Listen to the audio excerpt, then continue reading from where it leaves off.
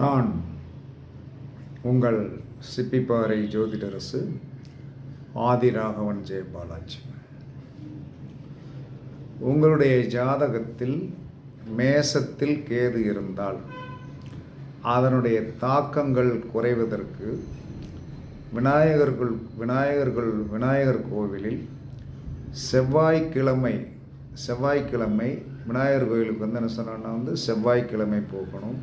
செவ்வாய்க்கிழமை போய் வந்து என்ன சொன்னான்னா தீபம் ஏற்ற வேண்டும்.